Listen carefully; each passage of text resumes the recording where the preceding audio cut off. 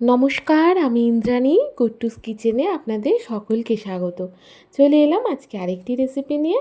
এটি একটি snacks recipe, যেটা আমরা বাচ্চা থেকে বড় প্রত্যেকেরই ভীষণ প্রিয়। যাই হোক, প্রথমে কথা বলতে বলতে এখানে নিয়ে নিয়েছি কয়েকটা আলু সেদ্ধ করে নিয়েছি, আর নিয়েছি এখানে সুইট কর্ন।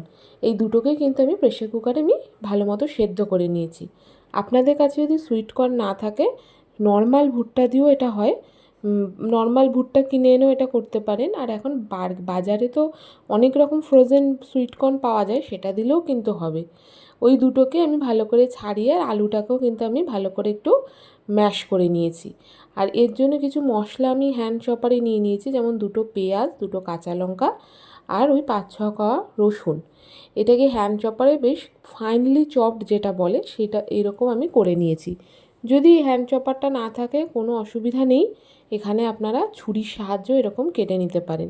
শুধু মাথায় রাখবেন, যত ছোট করে কাটবেন তত এটা ভালো হবে বাইন্ডিংয়ের জন্য। এবার এখানে স্বাদ মতো দিয়ে দিলাম লবণ, দিয়ে দিলাম একটু চিলি ফ্লেক্স, আর দেবো এখানে খুব সামান্য একটু জিরে গুঁড়ো। জিরে গুঁড়োটা কিন্তু একদম অপশনাল, এটা দিতে ভালো মানে আপনারা যদি চান দিতে তাহলে দেবেন, না হলে দেবেন না। আর এখানে দিয়ে দিলাম বেশ খানিকটা লেবুর রস। লেবুর রস এখানে আমি কাগজি লেবুর রস দিয়েছিলাম।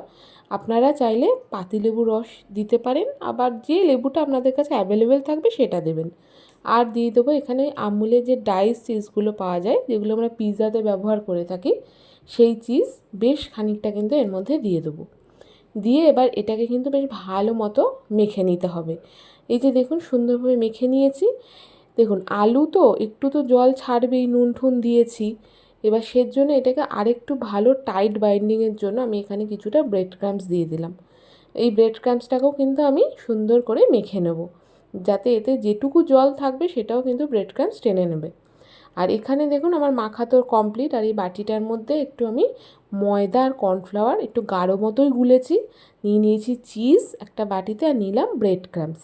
এই হলো আমার সেট আপ। বুঝতেই পারছেন কি করছি? হ্যাঁ, পট্যাটো চিজ বল, যেটা আমাদের বাচ্চা থেকে বড় প্রত্যেকের কাছে ভীষণ প্রিয়। এটা প্রথমে আলুর থেকে আমি ঠিক এইরকমভাবে মণ্ড করে নিয়েছিলাম, গোল্লা পাকিয়ে নিয়েছিলাম। আর এই গোল্লাটাকেই বেশ বাটির শেপ মতো কিন্তু আমি দিয়ে নিয়েছি। এবার এর মধ্যে দিয়ে দেবো চিজ। চিজটা আপনারা যার কাছে যেরকম থাকবে, এটাও কিন্তু আপনাদের ইচ্ছা, যার কাছে যেরকম চিজ আছে অ্যাভেলেবেল সেটাই দিতে পারেন। যদি স্লাইস চিজ থাকে সেটা স্লাইস দিয়ে দেবেন, বা এরকম ডাইস চিজ থাকলে সেটা দেবেন।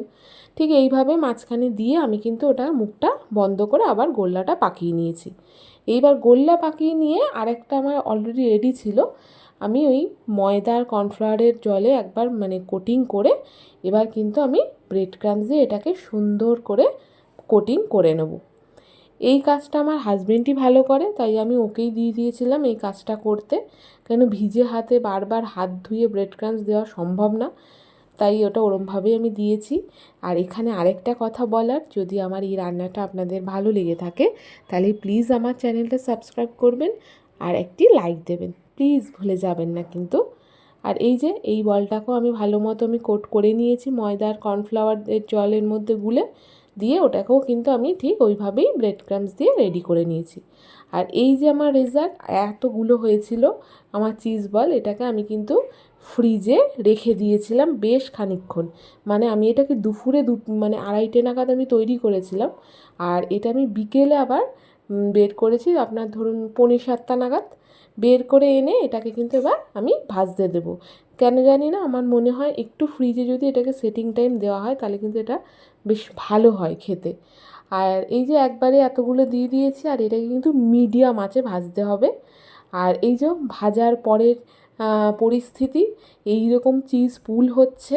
আর প্লিজ ওখানে সাঁড়াশিটা একটু ইগনোর করবেন, রান্নাঘর তো তাই ওখানে ওটা ছিল, দেখতে পাইনি আসলে। আর এই যে চিজ দেখুন খুব সুন্দর মেল্ট হয়ে গেছে। আর কিসের অপেক্ষা, তাহলে প্লেটও এখানে সাজিয়ে নিয়েছি। চলুন তাহলে আমি খেতে গেলাম, আর আপনারা কিন্তু একবার অবশ্যই বাড়িতে বানিয়ে দেখবেন। তাহলে আজ এটুকুই, আসবো আরেকদিন অন্য আরেকটি রান্না নিয়ে। টাটা।